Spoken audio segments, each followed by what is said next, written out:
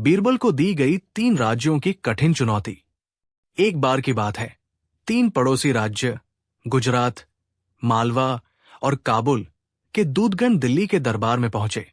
वे तीनों दूत बड़े घमंडी थे। वे बोले, जहांपनाह, हम आपके साम्राज्य की ताकत मानते हैं, पर हम ये भी देखना चाहते हैं कि आपके दरबार का सबसे बुद्धिमान मंत्री यानी बीरबल वास्तव में उतना चतुर है या केवल नाम का ही मशहूर है। अगर वो हमारी 3 कठिन चुनौतियों को हल कर ले तो हम आपकी अधीनता स्वीकार करेंगे, अन्यथा हमें अपने राज्यों को स्वतंत्र घोषित करना पड़ेगा। पूरा दरबार सन्न रह गया। अकबर ने उन दूतों को गौर से देखा। उनकी आंखों में चुनौती की चमक थी। फिर अकबर ने धीरे से बीरबल की ओर देखा और बोले, अकबर, बीरबल, लगता है अब तुम्हारी बुद्धि की असली परीक्षा होने वाली है। बीरबल, जहांपनाह, आपकी इजाजत हो तो इनकी चुनौतियां सुन ली जाए। दूतों ने तीनों कठिन चुनौतियां दरबार में सबके सामने रखीं। पहली चुनौती गुजरात के दूत की। तुम्हें ऐसा व्यक्ति ढूंढकर लाना होगा जिसके पास दुनिया की सबसे बड़ी दौलत हो, लेकिन वो कहे कि उसके पास कुछ भी नहीं है। दूसरी चुनौती मालवा के दूत की। तुम्हें ऐसा काम करना होगा जिसमें तुम दिन के उजाले में चांद दिखा सको। तीसरी चुनौती काबुल के दूत की। तुम्हें हमें यह सिद्ध करके दिखाना होगा कि मूर्खता ही कभी कभी बुद्धिमानी से बड़ी हो जाती है। पूरा दरबार चकरा गया। तीसरा, यूं दरबारियों की खुसुर फुसुर। मंत्री और दरबारी एक दूसरे को देखने लगे। एक मंत्री, ये तो असंभव है, कौन अमीर कहेगा कि उसके पास कुछ नहीं। दूसरा मंत्री, दिन में चांद दिखाना तो केवल जादूगर कर सकते हैं। तीसरा मंत्री, और मूर्खता बुद्धिमानी से बड़ी, ये तो समझ से परे है। कई दरबारी मन ही मन खुश हो रहे थे। उन्हें लगा, अब की बार बीरबल की बुद्धि भी हार जाएगी और हमारी बारी आएगी। पर बीरबल मुस्कुराए और बोले, जहांपनाह, ये चुनौतियां कठिन अवश्य है, पर असंभव नहीं। दरबार मुझे कुछ दिन की मोहलत दे। अकबर ने सिर हिलाया और दूतों को 7 दिन रुकने का आदेश दिया। बीरबल सीधे नगर की ओर चल पड़े। वहां उन्होंने सबसे पहले नगर के एक भिखारी को देखा जो फटेहाल कपड़ों में मंदिर के बाहर बैठा था। बीरबल ने उससे पूछा, तुम्हारे पास क्या है? भिखारी बोला, मेरे पास कुछ भी नहीं है, मैं सबसे बड़ा निर्धन हूं। फिर बीरबल बाजार में घूमे और वहां उन्हें सेठ गणेश दास मिले। वो नगर का सबसे बड़ा व्यापारी था। उसके पास लाखों का खजाना था, फिर भी वो हर किसी से और धन मांगता फिरता था। बीरबल ने उससे पूछा, सेठ जी, आपके पास तो बहुत दौलत है ना? सेठ ने झुंझलाकर कहा, अरे कहा, मेरे पास तो कुछ भी नहीं है, मैं तो गरीब ही हूं। यही उत्तर बीरबल को चाहिए था। अगले दिन बीरबल दरबार में उस व्यापारी को ले आए और बोले, जहांपनाह, यह है वो व्यक्ति जिसके पास सबसे बड़ी दौलत है, पर ये हमेशा कहते हैं कि इनके पास कुछ नहीं। दूतगण हैरान रह गए। अकबर मुस्कुराए और बोले, वाह बीरबल, पहली चुनौती तो तुमने जीत ही ली। अब बारी थी दिन के उजाले में चांद दिखाने की। बीरबल ने कारीगरों को बुलाया और उनसे कहा, मुझे एक बड़ा सा दर्पण चाहिए। कारीगरों ने शीशे का विशाल दर्पण तैयार किया। फिर बीरबल ने उसे शहर के बाहर उस जगह लगवाया जहां दोपहर में सूर्य की किरणें पड़ती और चमकती हुई आकृति गोल दिखाई देती। जब दूतों को वहां ले जाया गया तो वे दंग रह गए। दर्पण में परावर्तित रोशनी बिल्कुल चांद जैसी गोल, चमकदार और साफ नजर आ रही थी। बीरबल, लो सज्जनों, ये रहा दिन के उजाले में चांद। चांद हमेशा रात का साथी है, पर मैंने इसे दिन का मेहमान बना दिया। दूत आपस में कानाफूसी करने लगे। अब बची थी सबसे कठिन चुनौती, ये सिद्ध करना कि मूर्खता भी कभी कभी बुद्धिमानी से बड़ी हो जाती है। बीरबल ने योजना बनाई। उन्होंने अगले दिन दरबार में घोषणा करवाई, आज दरबार में मूर्खों की सभा होगी, हर कोई अपनी मूर्खता लेकर आए। पूरा शहर उत्सुक हो उठा। सभा शुरू हुई। पहला व्यक्ति बोला, मैंने मूर्खता में अपनी गाय बेच दी और उसी पैसे से घास खरीद ली ताकि गाय को खिला सकूं। सब हंस पड़े। दूसरा व्यक्ति बोला, मैं अपनी नाव किनारे बांधना भूल गया। पूरी नाव बह गई और मैं किनारे बैठा सोचता रहा कि जब नाव लौटेगी तब उस पर बैठकर घर जाऊंगा। सारा दरबार ठहाकों से गूंज उठा। तभी बीरबल खड़े हुए और बोले, अब असली मूर्खता सुनो। इन 3 राज्यों के दूत सोचते थे कि बीरबल इन चुनौतियों को नहीं सुलझा पाएगा। इससे बड़ी मूर्खता और क्या हो सकती है? पूरा दरबार हंसते हंसते लोटपोट हो गया। अकबर ने ताली बजाई और दूतगण शर्म से सिर झुका बैठे। अकबर ने गंभीर स्वर में कहा, देख लिया तुम सबने, बीरबल की बुद्धि और चतुराई ने आज फिर साबित कर दिया कि हमारा दरबार सबसे महान है। तीनों राज्यों को अब हमारी अधीनता स्वीकार करनी होगी। दूतगण ने झुककर प्रणाम किया और कहा, जहांपनाह, हम हार मानते हैं, आपकी सत्ता को स्वीकार करते हैं। वे दरबारी जो बीरबल की हार देखने के लिए आतुर थे, अब सिर झुकाए बैठे थे। बीरबल ने मुस्कुराते हुए कहा, जहां बुद्धि और हास्य का संगम हो, वहां असंभव भी संभव हो जाता है। सीख, मोरल, बुद्धि और विवेक से हर कठिनाई का हल निकाला जा सकता है।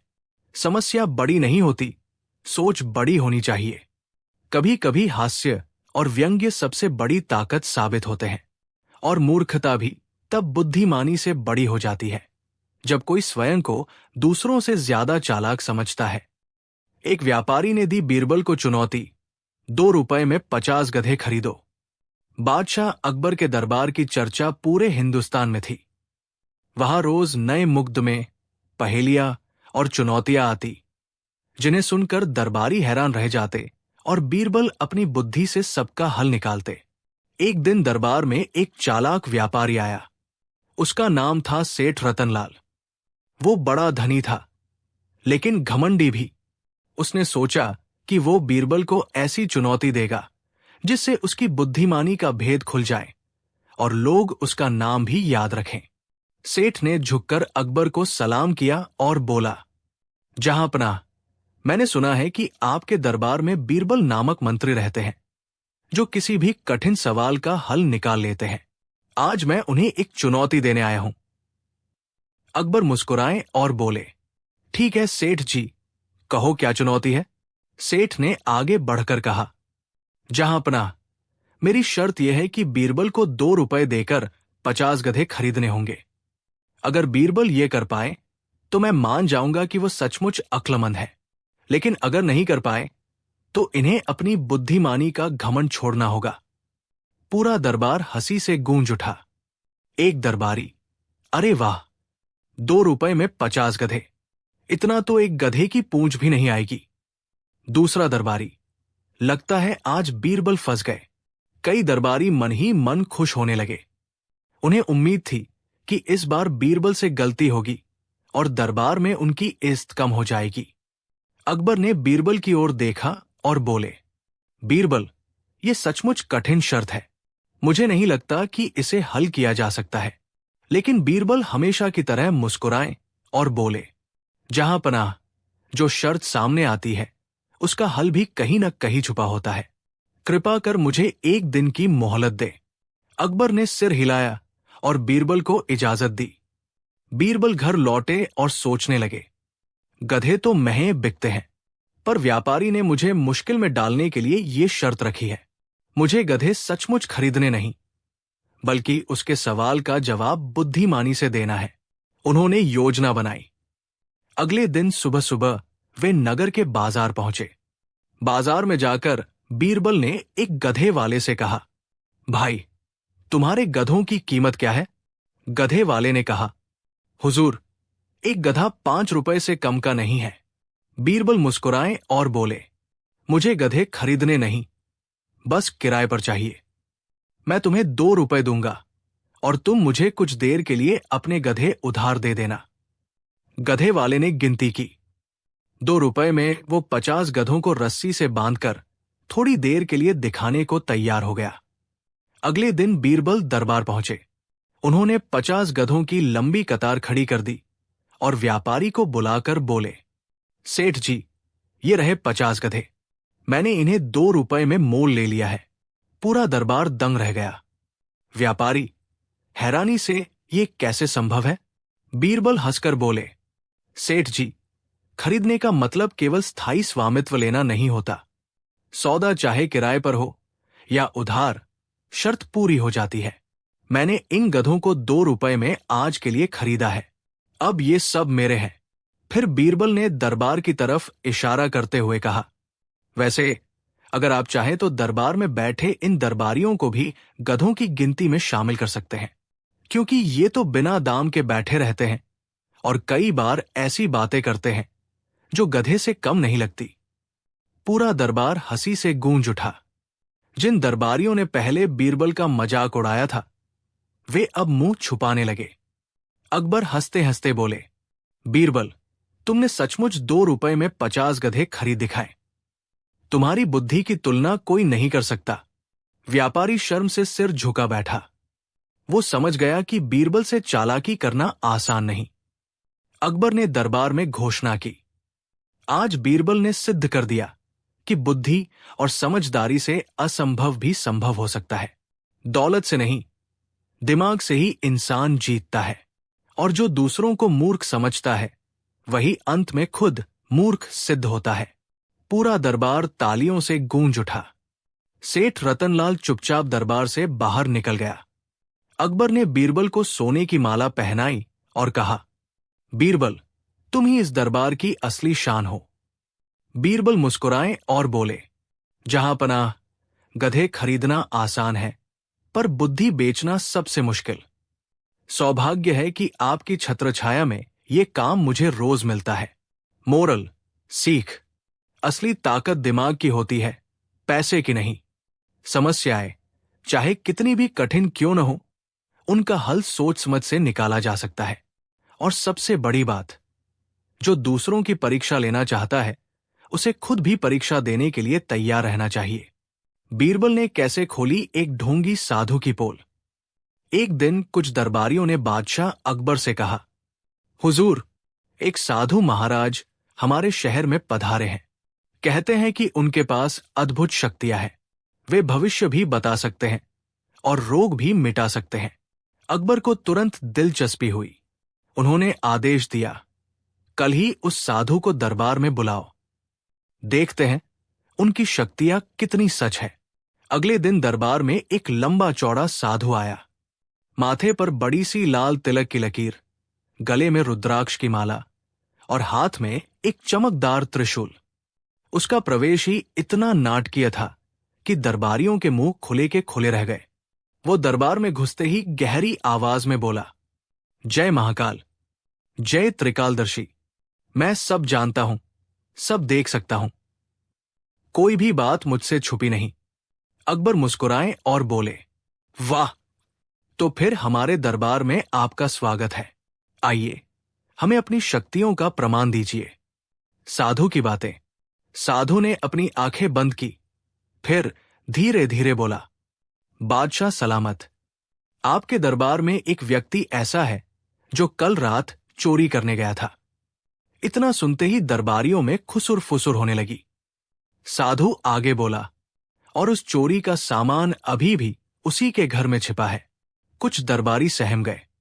अकबर ने साधु से कहा, अगर आप सच्चे हैं तो हमें उस चोर का नाम बताइए। साधु आंखें बंद करके मन ही मन बड़बड़ाने लगा।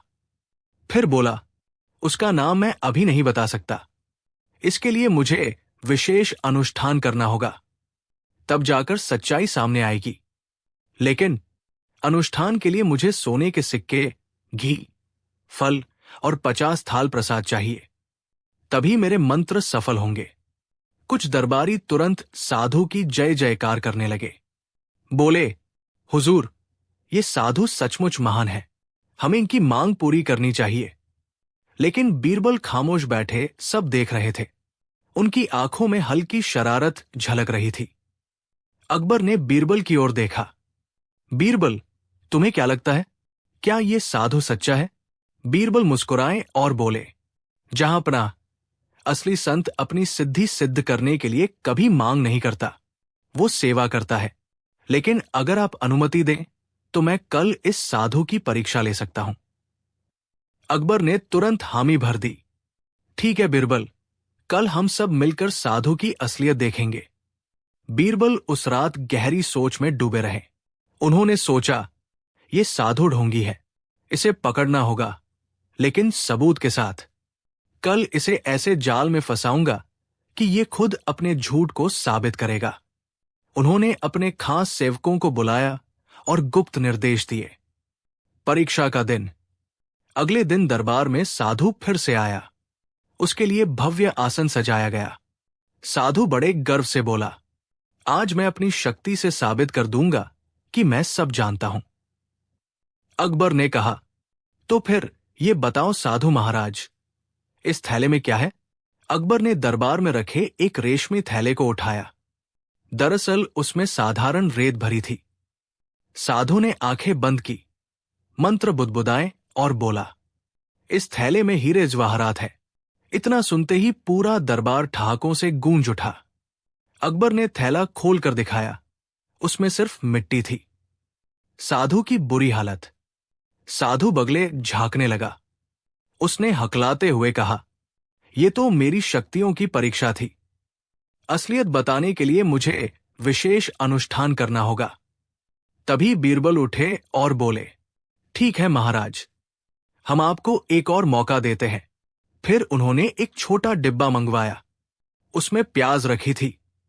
बीरबल ने पूछा, बताइए साधु जी, इसमें क्या है? साधु ने माथे पर हाथ रखा और बोला, इसमें सोने की मुद्राएं हैं। डिब्बा खुला तो उसमें प्याज देखकर सब हंस पड़े। अब बीरबल ने अपनी असली चाल चली। उन्होंने दरबार में रखे एक बड़े संदूक को दिखाया और कहा, साधु महाराज, अगर आप सचमुच त्रिकालदर्शी हैं तो बताइए इस संदूक में क्या है? साधु ने अपनी आंखें बंद की और कुछ देर बाद बोला, इसमें बहुत सारा खजाना है। बीरबल मुस्कुराए। उन्होंने संकेत दिया और सैनिकों ने संदूक खोला। संदूक से निकला एक मोटा सा काला कुत्ता। कुत्ता बाहर निकलते ही साधु पर भौंकने लगा। दरबार ठहाकों से गूंज उठा। साधु का मुंह उतर गया। बीरबल ने दरबार की ओर मुखातिब होकर कहा, जहांपनाह, ये साधु अगर सचमुच त्रिकालदर्शी होता तो इसे पता होता कि संदूक में कुत्ता है, लेकिन ये तो हर बार झूठ बोल रहा है। इसका मकसद सिर्फ भोले लोगों को ठगना है। अकबर ने कठोर स्वर में आदेश दिया, इस ढोंगी साधु को शहर से बाहर निकाल दो और लोगों को सावधान कर दो कि ऐसे पाखंडी के झांसे में ना आए। दरबार में सबने बीरबल की बुद्धिमानी की दाद दी। अकबर ने कहा, बीरबल, तुम्हारी समझदारी ने एक बार फिर हमें शर्मिंदा होने से बचा लिया। सचमुच तुम्हारी बुद्धि का कोई मुकाबला नहीं। बीरबल मुस्कुराए और बोले, जहांपनाह, असली साधु वही है जो लोगों का भला करे, लालच न रखे। ढोंग करने वाला कभी संत नहीं हो सकता। कहानी से सीख, असली संत कभी दिखावा नहीं करता, नहीं स्वार्थ रखता है। झूठ और ढोंग चाहे कितना भी बड़ा क्यों न हो, सच के सामने टिक नहीं सकता। और सबसे जरूरी, बुद्धि और विवेक ही सबसे बड़ा हथियार है। एक विद्वान पंडित को बीरबल ने मूर्ख साबित कर दिया। एक दिन एक विद्वान पंडित दरबार में आया। वो बहुत बड़ा ज्ञानी और शास्त्रों का विशेषज्ञ होने का दावा करता था। गांव और आसपास के लोगों ने उसके ज्ञान की बातें सुन रखी थी और अब वो अकबर के दरबार में अपनी विद्वता दिखाने आया। पंडित ने हंसते हुए कहा, जहांपनाह, मैं केवल वही प्रश्न हल कर सकता हूं जो असली विद्वान हल कर सकते हैं। मेरे ज्ञान का कोई मुकाबला नहीं। कई दरबारी उत्साहित हो गए, लेकिन बीरबल ने अपनी आंखों में हल्की मुस्कान के साथ कहा, यह विद्वान पंडित जान तो बहुतता है, लेकिन क्या उसकी विद्वता उसकी समझदारी में भी है? ये देखना है। अकबर ने हंसते हुए बीरबल की ओर देखा और कहा, बीरबल, आज तुम्हारा असली दिमाग दिखने वाला है। पंडित ने शास्त्रों के ज्ञान का प्रदर्शन करना शुरू किया। उसने गणित, खगोल, वेद, नीति शास्त्र और ज्योतिष में अपनी विशेषज्ञता दिखाई। दरबार के अधिकांश लोग दंग रह गए, लेकिन बीरबल चुपचाप सोच रहे थे, अगर ये विद्वान है तो इसे अपने ही ज्ञान में फंसाना आसान होगा। पंडित ने दावा किया, जहां पनाह, मैं हर सवाल का उत्तर मिनटों में दे सकता हूं। अकबर ने मुस्कुराते हुए कहा, तो फिर चलिए पंडित जी, एक सवाल सुनते हैं। बीरबल ने दरबार के कुछ सेवकों को बुलाया और कहा, यह विद्वान पंडित अपने ज्ञान का घमंड दिखा रहा है। मैं इसे एक मजेदार चाल से मूर्ख साबित कर दूंगा। ध्यान रखिए, यह सवाल ऐसा होना चाहिए जो उसे भ्रम में डाल दे, लेकिन वास्तविकता सरल हो। अगले ही दिन बीरबल ने पंडित के लिए चुनौती तय की। दरबार में बीरबल खड़े होकर बोले, पंडित जी, आपको 3 सवाल सुनाने हैं।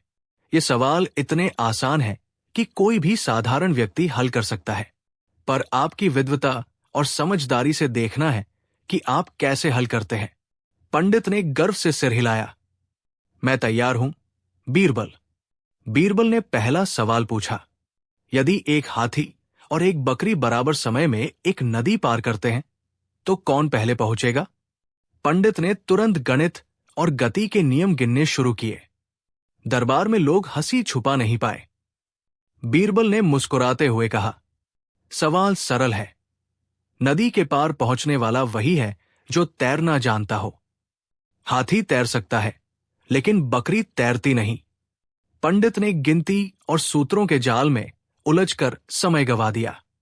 बीरबल ने दूसरा सवाल पूछा, एक तालाब में 5 मछलियां हैं। एक मछली को पकड़ लिया जाए तो कितनी मछलियां बचती हैं? पंडित ने गिन गिन कर अनुमान लगाने की कोशिश की।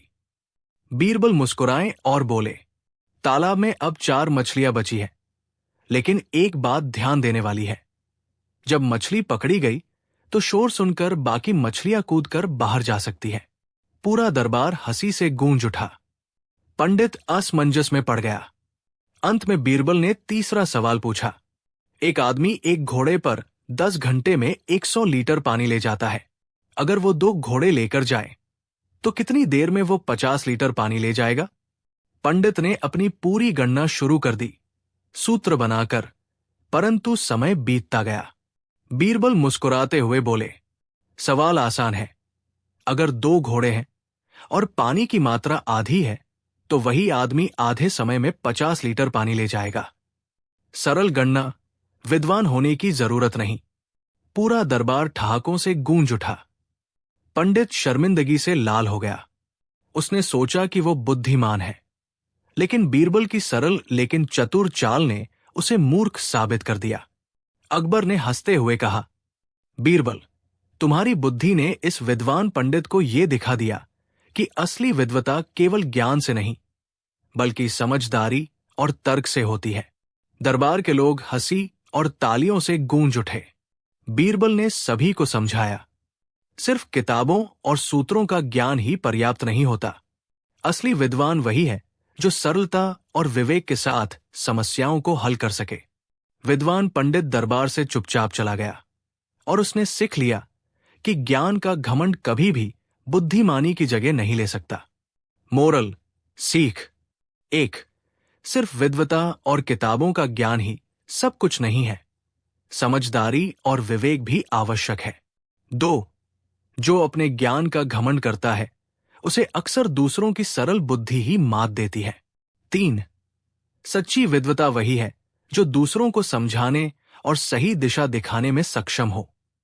4, चतुराई और सरल तर्क विद्वान की असली पहचान है। जब अकबर ने दी बीरबल को सबसे कठिन चुनौती, 100 कोड़े खाओ या 100 नींबू, एक दिन अकबर के मन में विचार आया कि बीरबल की बुद्धि की असली परीक्षा ली जाए। उन्होंने दरबार के सभी दरबारियों और सेवकों को इकट्ठा किया और मुस्कुराते हुए कहा, आज मैं बीरबल को एक ऐसी कठिन चुनौती दूंगा जिसे कोई भी सामान्य व्यक्ति हल नहीं कर सकता। दरबारियों में उत्सुकता फैल गई। वे सोचने लगे, अरे, बीरबल के लिए कौन सी चुनौती इतनी कठिन हो सकती है कि वो असफल हो जाए? अकबर ने बीरबल की ओर देखा और कहा, बीरबल, तुम्हारे लिए 2 विकल्प है, या तो 100 कोड़े खाओ या फिर 100 नींबू चखो।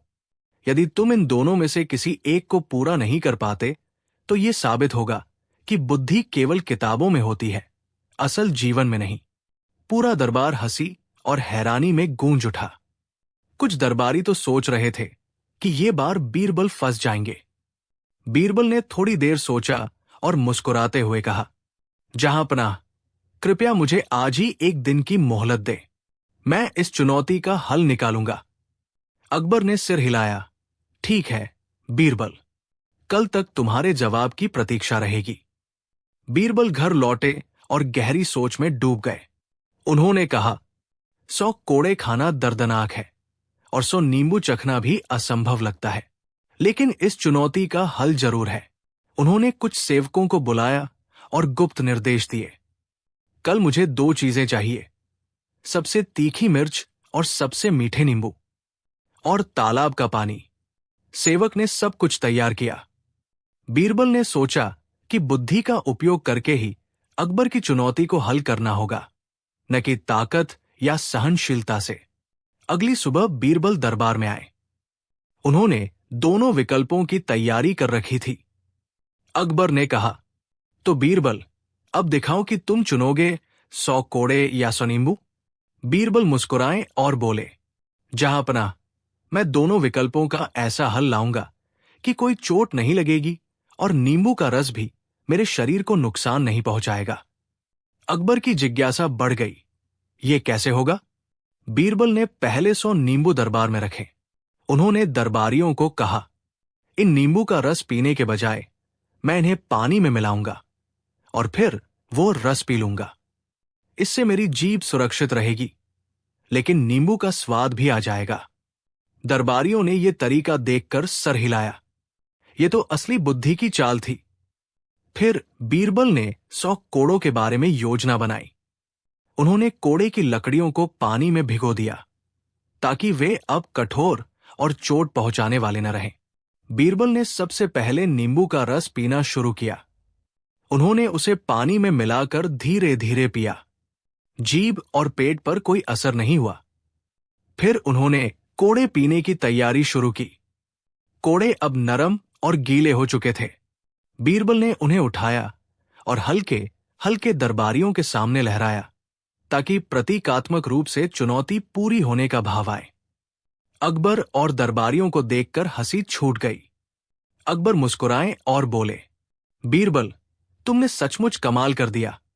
इस चुनौती को न केवल हल किया, बल्कि बिना चोट और तकलीफ के हल किया। बीरबल ने सिर झुकाया और कहा, जहांपनाह, असली बुद्धि यही है, कठिन परिस्थितियों में सरल और सुरक्षित समाधान निकालना। दरबारियों ने तालियां बजाई। कई दरबारी सोच रहे थे, सचमुच बीरबल के दिमाग के आगे कोई भी कठिनाई टिक नहीं सकती। बीरबल ने हल्की मुस्कान के साथ कहा, जहांपनाह, अब मैं एक और सुझाव देता हूं। असली चुनौती यह है कि जो व्यक्ति अपनी बुद्धि का प्रयोग नहीं करता, वो हमेशा कठिनाइयों में फंसता है। अकबर ने हंसते हुए सिर हिलाया। बीरबल, तुम्हारी बुद्धि और चतुराई ने एक बार फिर साबित कर दिया कि असली शक्ति केवल शरीर में नहीं, बल्कि दिमाग में होती है। मोरल, सीख: 1. कठिन चुनौती का सामना हमेशा बुद्धि और समझदारी से करें। 2. शरीर को सहनशील बनाना अच्छा है, लेकिन दिमाग का सही उपयोग करना उससे भी बड़ा है। 3. जो परिस्थितियां असंभव लगती है, उन्हें सोच समझकर हल किया जा सकता है। 4. चतुराई और विवेक सबसे बड़ा हथियार है, ताकत या सहनशीलता नहीं। बीरबल और 3 मूर्ख पंडितों का मजेदार किस्सा। मुगल बादशाह अकबर का दरबार बुद्धिमानों और विद्वानों से भरा रहता था। यहां आए दिन बहसमुबाही से होते, कठिन सवालों के जवाब दिए जाते और समस्याओं का समाधान होता। लेकिन हर कोई बुद्धिमान हो, ये जरूरी नहीं। कई लोग केवल दिखावा करते थे। वे बड़े बड़े शास्त्र, वेद और उपनिषदों की बातें रटकर खुद को विद्वान साबित करते। ऐसे ही 3 पंडित दरबार में पहुंचे। उनका नाम था 1. पंडित घनश्याम, 2. पंडित माधव, 3. पंडित हरिहर। तीनों अपने आप को अद्वितीय ज्ञानी मानते थे। उनका अहंकार इतना बढ़ा हुआ था कि हर जगह जाकर अपनी डींगे हाँकते। हमसे बड़ा पंडित कहीं पैदा ही नहीं हुआ। सारे ग्रंथ हमें कंठस्थ है। एक दिन ये तीनों अकबर के दरबार में पहुंचे। उन्होंने बड़े गर्व से घोषणा की, जहांपनाह, हम तीनों सबसे बड़े विद्वान हैं। यदि आपके दरबार में कोई हमसे बड़ा है तो सामने लाओ। हम बहस करेंगे और साबित कर देंगे कि हमारी विद्या का कोई मुकाबला नहीं। दरबारियों ने तालियां बजाई। कुछ लोग डर गए कि कहीं ये पंडित सचमुच बीरबल को चुनौती न दे दें। अकबर ने मुस्कुराते हुए कहा, ठीक है, तुम्हारी चुनौती स्वीकार है, लेकिन याद रखना, मेरे दरबार में बीरबल है, उनसे जीतना आसान नहीं। तीनों पंडित हंस पड़े। हुजूर, बीरबल भले ही चतुर हों, लेकिन विद्या में वे हमारे सामने कुछ भी नहीं। आज देख लीजिएगा। अगले दिन दरबार सजा। अकबर ने ऐलान किया, आज दरबार में 3 विद्वान पंडित और हमारे मंत्री बीरबल के बीच विद्या की बहस होगी। जो जीतेगा उसे सोने की थाली से सम्मानित किया जाएगा। पूरा दरबार उत्सुकता से भर गया। सबसे पहले पंडित घनश्याम बोले, बीरबल, हमें बताओ, ये संसार किस आधार पर टिका है? बीरबल मुस्कुराए और बोले, ये संसार सत्य के आधार पर टिका है। यदि सत्य खत्म हो जाए तो संसार में कोई धर्म, कोई विद्या, कोई राजा बच ही नहीं सकता। पूरा दरबार वाह वाह कर उठा। पंडित चुप हो गए। पंडित माधव खड़े हुए। अच्छा बीरबल, बताओ, सबसे बड़ा विद्वान कौन है? जिसके पास वैद शास्त्र का ज्ञान है वही बड़ा है। बीरबल ने कहा, नहीं, सबसे बड़ा विद्वान वही है जो ज्ञान को व्यवहार में उतारे। कंठस्थ श्लोक गाने से कोई विद्वान नहीं बनता। असली ज्ञानी वही है जो साधारण आदमी को भी सरल भाषा में समझा सके और समाज का भला कर सके। अकबर हंस पड़े। सच कहा बीरबल ने, केवल रटी हुई बातें विद्वत्ता नहीं होती। पंडित हरिहर बोले, यदि इतना ही ज्ञान है तो बताओ, सबसे कठिन विद्या कौन सी है? बीरबल ने कहा, सबसे कठिन विद्या है मनुष्य बनना। क्योंकि किताबें पढ़कर पंडित बना जा सकता है, लेकिन सच्चा इंसान वही है जो दूसरों का भला करे, दया करे, सत्य बोले और ईमानदारी से जिए। यही विद्या सबसे कठिन है। पूरा दरबार तालियों से गूंज उठा। पंडितों के माथे पर पसीना आ गया।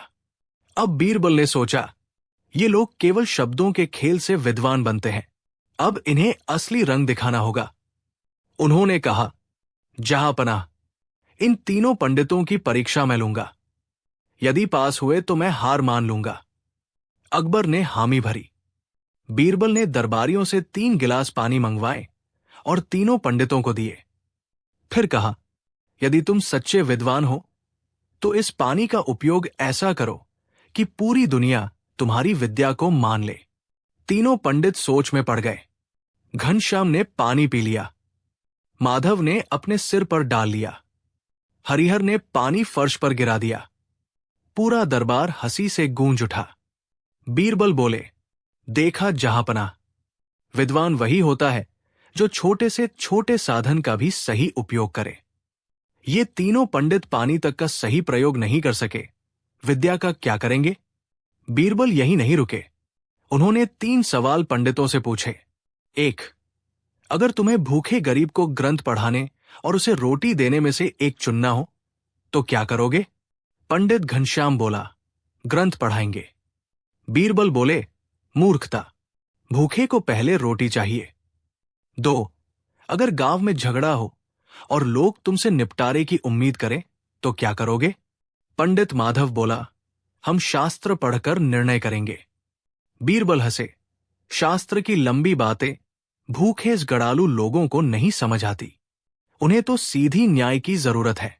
3, अगर बच्चा गलती करे तो सजा दोगे या प्यार से समझाओगे? पंडित हरिहर बोला, कड़ी सजा देंगे। बीरबल बोले, और यही तुम्हारी सबसे बड़ी मूर्खता है। शिक्षा का असली काम है प्यार से समझाना, न कि डर से। अब तीनों पंडित चुप हो गए। अकबर ने हंसते हुए कहा, वाह बीरबल, तुम्हारी बुद्धि ने तीनों पंडितों की पोल खोल दी। केवल किताबें रट लेने से कोई ज्ञानी नहीं होता। असली ज्ञान तो वही है जो समाज का भला करे। तीनों पंडित सिर झुकाकर शर्मिंदा हो गए। उन्होंने हाथ जोड़कर कहा, हमसे गलती हुई, हम केवल अहंकार में डूबे थे। असली विद्वान तो आप है बीरबल। सीख, मोरल। बीरबल ने अंत में कहा, जहांपनाह, विद्या का घमंड सबसे खतरनाक होता है। असली ज्ञानी वही है जो सरल हो, विनम्र हो और दूसरों की भलाई करे। ज्ञान का उद्देश्य है इंसान को इंसान बनाना। मूर्ख वही है जो अहंकार में खुद को सबसे बड़ा माने। पूरा दरबार बीरबल की जय, बीरबल की जय के नारों से गूंज उठा। अकबर की चुनौती, जिसके पास कोई नाम न हो उसे पहचानो। एक दिन की बात है, फतेहपुर सीकरी का दरबार हमेशा की तरह जगमगा रहा था। चांदी की दीवारें, सोने के दिए और गुलाब की खुशबू से महकता हुआ दरबार, जैसे स्वर्ग ही धरती पर उतर आया हो। अकबर उस दिन कुछ ज्यादा ही उत्साहित दिख रहे थे। उनकी आंखों में चमक थी। उन्होंने हाथ उठाकर कहा, दरबारियों, आज मैं तुम्हें एक अनोखी चुनौती देता हूं। मेरी चुनौती है, जिसके पास कोई नाम न हो उसे पहचानो। दरबार में सन्नाटा छा गया। मुल्ला दोप्याजा चौंक कर बोले, जहांपनाह, ये कैसी चुनौती है? हर चीज का तो नाम होता है। अगर नाम नहीं होगा तो पहचान कैसे होगी? राजकुमार बोले, जहांपनाह, पेड़ का नाम है, फूल का नाम है, इंसान का नाम है, यहां तक कि परछाई का भी नाम पड़ जाता है। तानसेन हंसते हुए बोले, हुजूर, संगीत के सुरों के भी नाम होते हैं, सा, रे, गा, मा। फिर कौन है जिसका कोई नाम न हो? अकबर मुस्कुराए, यही तो देखना है। जिसे पहचान लिया वही विजेता, और जो न पहचान सका उसकी नाक कट जाएगी। सभी दरबारी परेशान हो गए। हर कोई सोचने लगा, ये बादशाह का नया पहेली वाला खेल है। उस रात मुल्ला दोप्याजा घर बैठे परेशान थे। उन्होंने सोचा, नाम के बिना तो कुछ भी संभव नहीं। हर चीज का नाम है। अगर मैं कहूं पानी, उसका नाम है। अगर कहूं आसमान, उसका नाम है। फिर ये पहेली कैसे सुलझेगी? उन्होंने नौकर से पूछा, अरे मूर्ख, बता, तेरे पास कोई ऐसी चीज है जिसका नाम न हो? नौकर ने मासूमियत से कहा, मालिक, मेरी बीवी मुझे हमेशा नाम से पुकारती है। अगर मैं गलती करूं तो गालियां भी नाम लेकर देती है। ऐसी कोई चीज नहीं जिसकी पहचान नाम के बिना हो। मुल्ला ने माथा पकड़ लिया। इधर तानसेन भी परेशान थे। उन्होंने सोचा, मैं तो सुरों का उस्ताद हूं, लेकिन हर सुर का नाम है। नाम के बिना सुर भी अधूरा है। ये तो मेरे बस का नहीं। जब सब हैरान थे, बीरबल अपने आंगन में बैठे आराम से हुक्का पी रहे थे और मंद मंद मुस्कुरा रहे थे। उनकी पत्नी ने पूछा, आप क्यों इतने निश्चिंत हैं? कल दरबार में ऐसी चुनौती है जिससे सब डर रहे हैं। बीरबल ने कहा, अरे, यही तो मजा है। जब सब हार मान लेंगे तभी बीरबल का दिमाग काम आएगा। पत्नी हंसकर बोली, तो क्या आप जानते हैं जिसके पास कोई नाम नहीं? बीरबल बोले, हां, और कल मैं पूरे दरबार को दिखाऊंगा कि नाम के बिना भी कोई चीज होती है। सुबह होते ही दरबार सजा। हर दरबारी अपनी अपनी व्याख्या लेकर आया। कोई बोला, बादशाह सलामत, खुशबू का नाम नहीं होता, ये सिर्फ महसूस होती है। कोई बोला, नहीं, खुशबू भी नाम से जानी जाती है, गुलाब की खुशबू, चंदन की खुशबू। कोई बोला, शायद सपना वह चीज है जिसका नाम नहीं होता। अकबर ने सबके जवाब सुने और सिर हिलाते हुए बोले, गलत, किसी ने सही उत्तर नहीं दिया। पूरा दरबार घबराया। अब सबकी निगाहें बीरबल पर थी। बीरबल आगे बढ़े और बोले, जहांपनाह, नाम इंसान ने खुद बनाया है, लेकिन कुछ चीजें ऐसी हैं जिन्हें हम चाहे जितना पुकारें उनका कोई स्थायी नाम नहीं होता। जैसे नवजात शिशु, जब बच्चा जन्म लेता है उस पल उसका कोई नाम नहीं होता, वो केवल जिंदगी कहलाता है। पूरा दरबार चौंक गया। बीरबल ने आगे कहा, इसी तरह मौत का भी कोई नाम नहीं। हम कहते हैं मृत्यु, हम कहते हैं अंत, लेकिन उसका असली नाम कोई नहीं, क्योंकि जैसे ही वह आती है इंसान का हर नाम छिन जाता है। अकबर गंभीर हो गए। उनकी आंखों में चमक थी। उन्होंने कहा, बीरबल, तुमने मेरी पहेली का राज खोल दिया। सचमुच इंसान पैदा होता है तो बिना नाम के आता है, और मरता है तो नाम पीछे छोड़ जाता है। बीच का नाम तो बस समाज की सुविधा है। असली सच यही है कि जीवन और मृत्यु, इनका कोई नाम नहीं। दरबारियों ने तालियां बजाई। मुल्ला दोप्याजा बड़बड़ाए, हुजूर, अगर बच्चे का नाम नहीं होता तो फिर उसकी मां उसे कैसे पुकारती होगी? क्या रोज कहती होगी, ऐ नन्हे जीव, दूध पी ले। पूरा दरबार हंसी से गूंज उठा। बीरबल तुरंत बोले, मुल्ला जी, मां पुकारे या न पुकारे, बच्चा तो वैसे भी रोकर सबको अपनी पहचान बता ही देता है।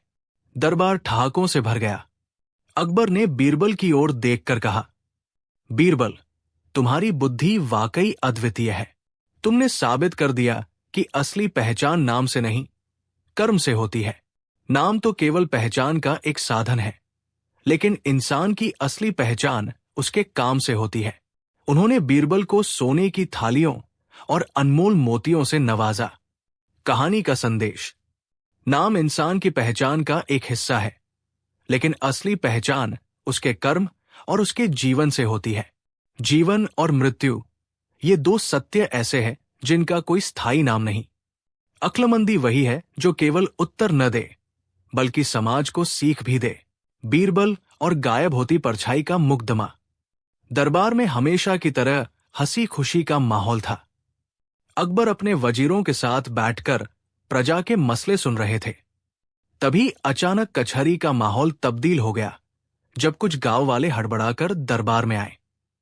उनके चेहरे पर डर, बेचैनी और हैरानी साफ झलक रही थी। गांव वालों ने दहलीज पर घुटनों के बल बैठकर कहा, जहांपनाह, हमारे गांव में एक अजीब मुसीबत आ पड़ी है। लोगों की परछाइयां अचानक गायब हो रही है। दरबार में एकदम सन्नाटा छा गया। अकबर भौहें चढ़ाकर बोले, क्या बकते हो? परछाई कैसे गायब हो सकती है? सूरज की रोशनी हो तो परछाई दिखती है। ये कौन सी अंधविश्वासी बात लेकर आ गए हो? लेकिन गांव वाले जोर देकर बोले, हुजूर, ये झूठ नहीं है। कई किसानों ने देखा है कि सुबह के वक्त वे खेत में काम कर रहे थे। सूरज निकला हुआ था, पर उनकी परछाई जमीन पर दिखी नहीं। पूरा गांव दहशत में है। लोग सोच रहे हैं कि ये कोई शाप है। अकबर थोड़ा परेशान हो गए। दरबार में फुसफुसाहट शुरू हो गई। कोई कह रहा था, ये तो जिन्नों का काम है। कोई कह रहा था, जरूर कोई तांत्रिक खेल कर रहा है। अकबर ने सबको चुप कराते हुए कहा, ऐसी बेतुकी बातों पर यकीन करना बेवकूफी है। लेकिन अगर गांव में दहशत फैली है तो हमें इसकी तह तक जाना होगा। तभी दरबार के कोने में बैठे बीरबल मुस्कराए। अकबर ने तुरंत उनकी ओर देखा और बोले, बीरबल, तुम्हारे अलावा कौन इस अजीब मुकदमे का सच निकाल सकता है? तुम्हें आदेश है कि गांव जाकर इसकी जांच करो और सच्चाई पता करके दरबार में लाओ। बीरबल ने विनम्रता से सिर झुकाया। हुजूर, हुक्म सिर आंखों पर। लेकिन मुझे इस रहस्य की पड़ताल के लिए कुछ दिन और खास लोग चाहिए होंगे। अकबर ने हामी भरी। बीरबल अगले ही दिन अपने 2 खास सहयोगियों के साथ गांव पहुंचे। गांव वाले पहले ही घबराए हुए थे। सब लोग उनके चारों तरफ जमा हो गए और चिल्लाने लगे, देखिए मंत्री जी, सुबह सुबह हमारी परछाई गायब हो जाती है। आप ही बचाइए। बीरबल ने शांत स्वर में कहा, डरने की जरूरत नहीं है। मुझे बताइए, सबसे पहले किसकी परछाई गायब हुई थी? एक बुजुर्ग किसान ने हाथ जोड़कर कहा, मेरी, हुजूर। मैं सुबह खेत में हल चला रहा था। सूरज ऊपर था, लेकिन मेरी परछाई जमीन पर नहीं दिख रही थी। आसपास के मजदूरों ने भी देखा। बीरबल ने कहा, अच्छा, कल सुबह जब सूरज निकलेगा तब मैं खुद देखूंगा, तभी फैसला होगा। अगली सुबह गांव के सारे लोग खेत में इकट्ठे हो गए। सूरज लालिमा लिए क्षितिज पर निकला। बीरबल ने किसान से कहा, जाओ, हल चलाना शुरू करो। किसान हल लेकर खेत की ओर बढ़ा। सभी की नजरें उसकी छाया पर थी। और सचमुच जमीन पर कोई परछाई नहीं दिखी। लोग डर से चिल्लाने लगे, देखो, देखो, परछाई गायब है, ये जरूर भूत प्रेत का काम है। बीरबल ध्यान से जमीन को देखने लगे। उन्होंने एक छोटी सी छड़ी उठाई और जहां किसान खड़ा था वहां मिट्टी को कुरेदा। फिर गंभीर होकर बोले, बात गड़बड़ है, मुझे अब कुछ सुराग मिल गया है। उस रात बीरबल गांव के 4 युवकों के साथ चुपचाप खेतों की ओर गए। वे सब झाड़ियों में छिपकर देखने लगे। आधी रात को कुछ परछाईनुमा आकृतियां सचमुच दिखाई दी। दरअसल कुछ लोग बड़े काले कपड़े लेकर जमीन पर फैलाकर खड़े हो जाते थे। जब सूरज निकलता तो जिसकी परछाई वहां पड़ती वो इन काले कपड़ों के नीचे गायब हो जाती। दूर से देखने पर लगता मानो उस इंसान की परछाई ही नहीं। बीरबल मुस्कराए, आहा, असली भूत तो यही लोग हैं। उन्होंने युवकों को इशारा किया। सबने मिलकर उन रहस्यमयी लोगों को पकड़ लिया। सुबह होने पर पूरे गांव को चौपाल पर बुलाया गया। बीरबल ने उन लोगों को सामने खड़ा कर कहा, गांव वालों, यही है वो लोग जिन्होंने तुम्हें डराया। ये हर रात खेतों में आकर जमीन पर काले कपड़े बिछा देते थे। जब सूरज निकलता तो उनकी वजह से परछाई गायब नजर आती। दरअसल ये कपड़े खास चमकदार थे जो सूरज की रोशनी को निगल लेते थे। गांव वाले हक्के बक्के रह गए। बीरबल ने आगे कहा, ये सब शैतानी इसलिए की गई क्योंकि ये लोग गांव से वसूली करना चाहते थे। पहले ये तुम्हें डराते कि परछाई गायब हो गई, फिर कहते कि इसका इलाज हमारे पास है और बदले में पैसे मांगते। गांव वाले गुस्से से चिल्लाने लगे। कुछ दिनों बाद अकबर के सामने ये दोषी पेश किए गए। अकबर ने गंभीर स्वर में पूछा, तुम्हें ऐसी नीच हरकत करने की क्या सजा दी जाए? बीरबल ने मुस्कुराकर कहा, जहां पनाह, चोर को सबसे बड़ी सजा यही है कि उसका झूठ सबके सामने खोल दिया जाए और उसी गांव में वापस भेजा जाए जहां से उसने लोगों को डराया था। लेकिन इस बार वे न डराएंगे न ठगेंगे, बल्कि उन कपड़ों से खेतों के लिए धूप से बचाने वाले छप्पर बनाएंगे। वही गांव वालों की सेवा करेंगे। अकबर हंस पड़े, बीरबल, तुमने तो अंधविश्वास का भूत ही निकाल दिया। सच में तुम्हारी अक्ल का जवाब नहीं। पूरा दरबार ठहाकों से गूंज उठा। कहानी का मजेदार मोरल, डर और अंधविश्वास अक्सर हमारी आंखों को धोखा देते हैं। असली ताकत ज्ञान और समझदारी में होती है। जैसे बीरबल ने दिखाया कि थोड़ी पड़ताल से सच बाहर आ जाता है, वैसे ही हमें हर अफवाह या अंधविश्वास को आंख मूंदकर नहीं मान लेना चाहिए। और सबसे जरूरी, जो लोग डर फैलाकर फायदा उठाते हैं उनकी असलियत उजागर करना ही सबसे बड़ी सजा है। एक दिन अकबर महल की बालकनी से बाहर आसमान की तरफ देखते हुए मुस्कुराए। हवा में हल्की ठंडक थी और महल के बाग में गुलाबों की महक फैल रही थी।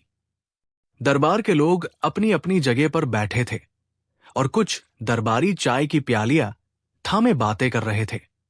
अकबर ने अचानक उठकर दीपक की तरह चमकती आंखों से कहा, अभी तक तुम सबने मुझे तरह तरह की बातें सुनाई। किसने धन बताया, किसने बुद्धि, किसने शक्ति। आज मैं एक मजेदार फरमान देता हूं। जो कोई मेरे लिए मेरी ही शक्ल दिखाकर लाएगा वही विजेता होगा, पर शर्त यह है कि उसे ये काम आज ही पूरा करना है, एक दिन में। जो इसे सबसे असली और सबसे अचंभित कर देने वाले तरीके से करेगा उसे इनाम दूंगा। दरबार में हल्का सन्नाटा छा गया। लोग एक एक कर अकबर की तरफ देखते रहे। कुछ सोच रहे थे कि ये तो बहुत आसान काम है, सिर्फ दर्पण लेकर आओ और हो गया। कुछ ने यह भी सोचा कि शायद बादशाह कोई गूढ़ परख रखना चाहते हैं, क्योंकि अकबर मजाक में भी गंभीर रह सकते थे। अकबर ने अपनी बात पर जोर दिया, लेकिन याद रखो, मुझे वो दिखाओ जो मुझे अपने आप पर हंसने और सोचने पर मजबूर कर दे। कुछ ऐसा कि मैं कहूं, वाह, यही तो मेरे जैसा। सबकी निगाहें बीरबल की ओर टिक गई। बीरबल, जो कि चतुर और शांत थे, सिर पर हाथ रखते हुए हंसे और बोले, जहांपनाह, आपका फरमान बड़ा रोचक है, पर क्या ठीक होगा अगर मैं भी भाग लूं? अकबर ने आंखें चमकाई और कहा, जरूर बीरबल, पर नियम वही, आज ही दिखाना है। पहले दिन की हलचल खबर जैसे बिजली की तरह तहपुर सीकरी में फैल गई। जो भी अकबर की ही शक्ल दिखाएं, वो इनाम जीतेंगे। शहर भर के लोग जुटने लगे। चित्रकार, नक्काश, नकलची, मेलीठग, कलाकार और कई व्यापारी। कुछ लोगों ने सोचा, क्या ये तो बस दर्पण का खेल है। कुछ ने बड़े जतन से तैयारियां शुरू कर दी। कुछ ने नकल बनानी शुरू की, कुछ ने नकली मूर्तियां तराश डाली, तो कुछ ने बड़े भारी दर्पण लेकर महल की ओर बढ़ना शुरू कर दिया। दरबार में ताजा ताजा लोग आते रहे। पहला आया एक चित्रकार जिसका नाम जमान था। उसने अपने विशाल कैनवास पर अकबर की तरह की परिपक्व, भारी भरकम तस्वीरें लगा रखी थी। जमान ने सोचा कि अगर वो एक जीवंत जीवंत और प्रभावशाली चित्र दिखाएगा तो अकबर सराहेंगे। दूसरे ने कहा, मैं जादूगर हूं, मैं अपनी पिछली कला से अकबर का चेहरा दोहरा दूंगा। तीसरे ने कहा, मैं एक मुखौटा बना दूंगा जो बिल्कुल सच लगेगा। लेकिन हर किसी के मन में एक खास आशंका थी। क्या अकबर को देखकर ही वो अपना फैसला करेंगे, या कुछ और तरीका होगा जो बीरबल सोच रहा था? बीरबल की योजना। बीच में बीरबल चुपचाप काम कर रहे थे। उन्होंने दरबार से कुछ भरोसेमंद लोगों को बुलाया। एक पुराने दर्पण बनाने वाले कारीगर ददू चाचा, एक अल्हड़ चित्रकार नल और महल की नाई की बेटी रूही। बीरबल ने उन्हें गुप्त रूप से कहा, यह मुकाबला केवल दिखावे का नहीं है। अकबर चाहते हैं कि जो भी मुझे दिखाएं, वो मेरे भीतर की बातों, मेरी आदतों और मेरे दिल की परछाई को भी उजागर करे, ताकि मैं मान लूं कि ये सचमुच मेरी ही शक्ल है। इसलिए हमें लेंगे कुछ ऐसा जो चेहरे के साथ व्यवहार और आत्मभान भी दिखाए।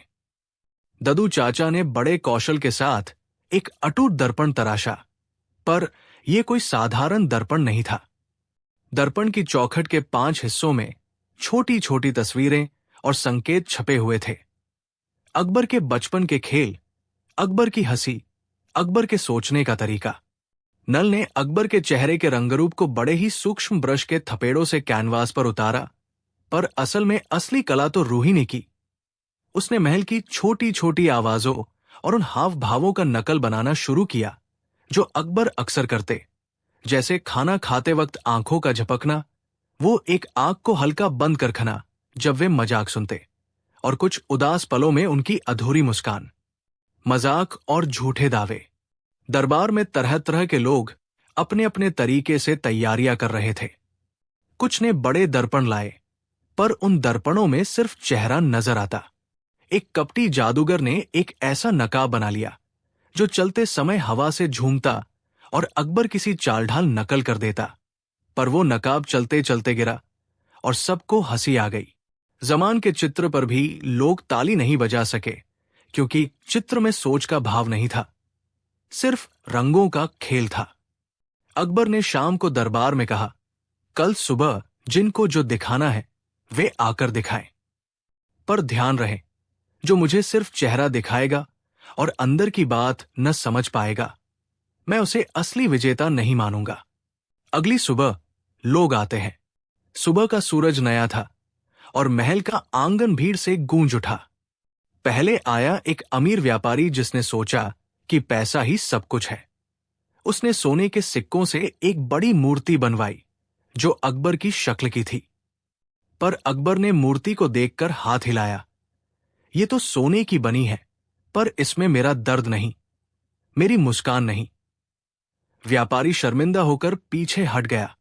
बाद में जादूगर अपने नाटक के साथ आया। उसने दर्पण के साथ कुछ तरह के आईने दिखाए जो चेहरा बदल देते थे, पर जब अकबर ने उनसे सवाल पूछे तो जादूगर उलझता दिखा। उनके उत्तर अकबर के स्वभाव से मेल नहीं खाते थे। अकबर ने फौरन कहा, मुझसे पूछो कुछ जो सिर्फ मैं ही समझूं, जादूगर की हिम्मत टूट गई। तभी भीड़ के बीच एक लड़की आई, रूही, जो नाई की बेटी थी। उसके हाथ में छोटा सा घड़ा था और चेहरे पर शरारत भरी मुस्कान। सब लोग हंसे। ये तो नामुमकिन है कि नाई की लड़की अकबर जैसा कुछ दिखा दे। पर बीरबल ने रूही को इशारा किया और कहा, आओ रूही, पेश हो जाओ। रूही का प्रदर्शन। रूही ने बड़े सादगी से कहा, जहां पनाह, मेरा पास कोई दर्पण नहीं, न कोई बड़ा मुखौटा, पर मैं बताना चाहती हूं कि आपका चेहरा केवल रूप नहीं है। आपकी आदतें, आपकी बातें, लोगों के प्रति आपकी दयालुता और आपकी थोड़ी सी शरारत भी आपका हिस्सा है। मैं ये सब दिखाकर बताऊंगी कि असली अकबर कौन है। उसने सबसे पहले महल के एक छोटे से सीन का नाटक किया, जहां एक नवयुवक गलती से महल के बर्तन तोड़ देता है और डरा हुआ भागता है। रूही ने अपने छोटे मुखौटे और आवाज बदलाव से वही छोटी सी भयभीत मुद्रा दिखाई, ठीक वैसे जैसे अकबर ने कभी एक छोटे बच्चे से देखा था। फिर उसने धीमे स्वर में वही पंक्तियां कहीं जो अकबर अक्सर उदासी में गायन करते, किसी का दुख देखा है मैंने, पर क्या उसका हल ढूंढा। भीड़ में सन्नाटा छाया। रूही ने एक छोटी सी कहानी सुनाई।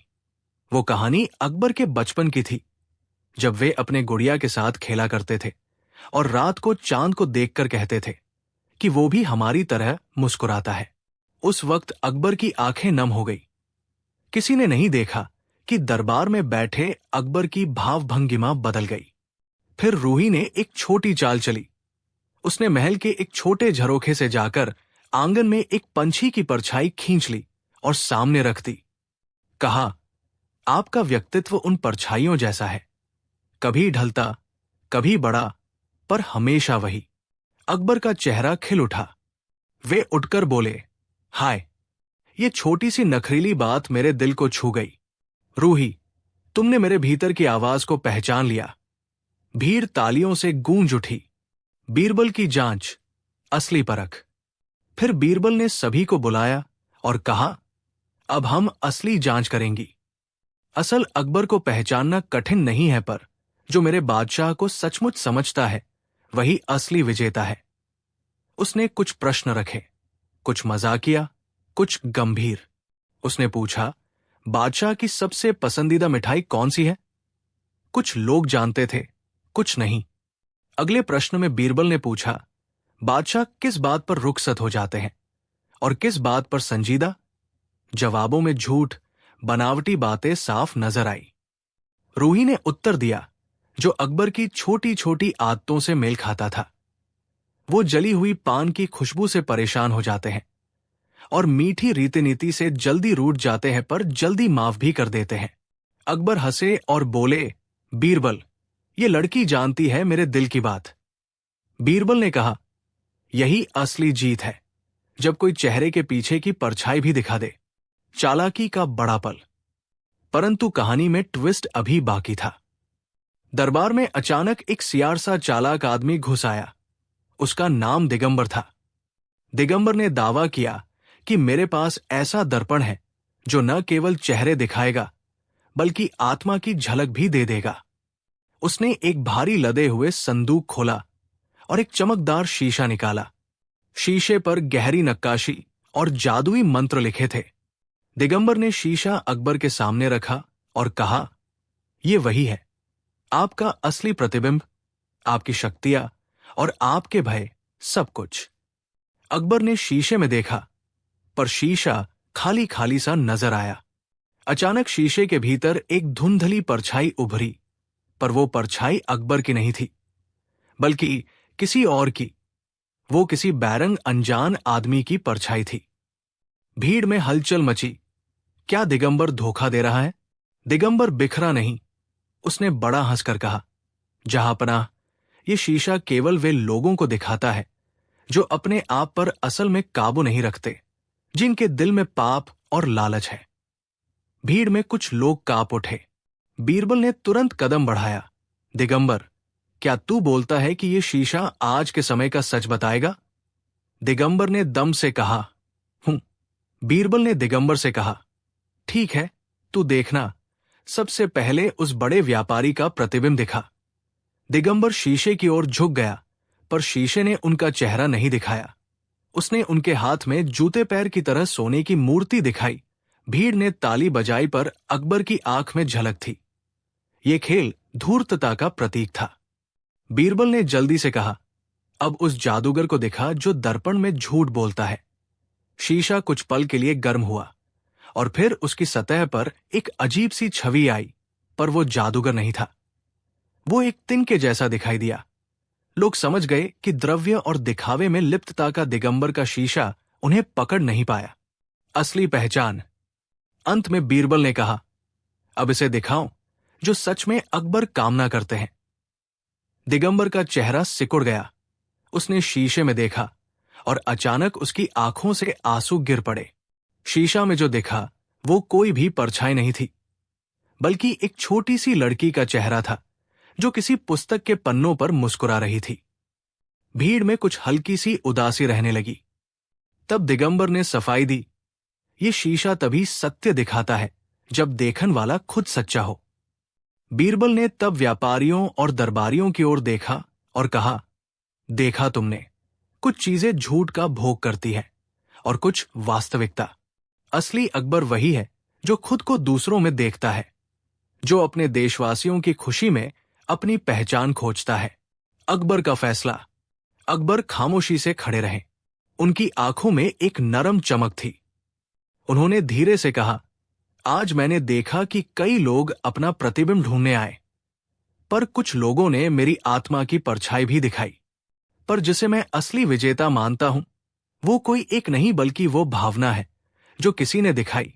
हंसी, दया, समझ और सादगी। अकबर ने घोषणा की, इस बार का इनाम मैं 3 भागों में बांटता हूं।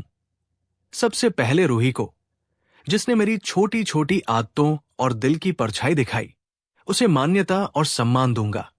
दूसरे, बीरबल को उसके सुयोग्य बुद्धि के लिए। और तीसरे, पूरे शहर को, कि इस दिन से हम अपनी असलियत को पहचाने। भीड़ तालियों से गूंज उठी। अंत का ट्विस्ट और भावना। कहानी का छोटा सा ट्विस्ट ये था कि दिगंबर ने अपने फेर में एक छोटा सा पन्ना गिराया।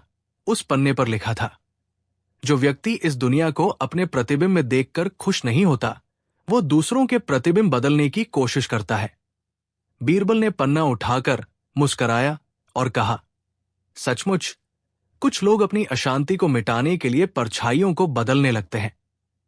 दिगंबर शर्मिंदगी से मुस्कराया, पर अकबर ने उसे माफ करते हुए कहा, हर किसी को सीखने का मौका मिलता है, और दिगंबर को भी महल की स्वतंत्र पुस्तकालय में पढ़ने के लिए आमंत्रित कर दिया। रात के खाने पर अकबर ने सबको बुलाकर कहा, आज का दिन याद रखने योग्य है, क्योंकि तुम सबने ये समझा कि असल पहचान चेहरा नहीं, व्यक्तित्व और भाव होते हैं। कई बार हम सोचते हैं कि जो दिखता है वही सच है, पर असल सच तो वही है जो अंदर छिपा होता है। बीरबल ने हल्की मुस्कान के साथ थोड़ी चटकीली बात कही, जहांपनाह, आज आप अच्छे हो, कल को कौन जानता है। पर असली अकबर वही है जो आज यहां बैठा है। सब हंस पड़े और महल में हल्की सी खुशी की लहरी दौड़ गई। मोरल 1, असली पहचान केवल बाहरी रूप से नहीं आती, ये हमारे कर्मों, आदतों और दिल की परछाई से मिलती है। 2, दिखावा आसानी से किया जा सकता है, पर भावनाएं, समझ और दया का नकल करना कठिन है। 3, जो इंसान दूसरों की परछाइयों में अपनी अच्छाइयां देखना सीख ले, वही सच्चा विजेता है। 4, और अंत में, हंसी, सरलता और आत्मसमझ सबसे बड़ी दौलत है। बाहरी शोहरत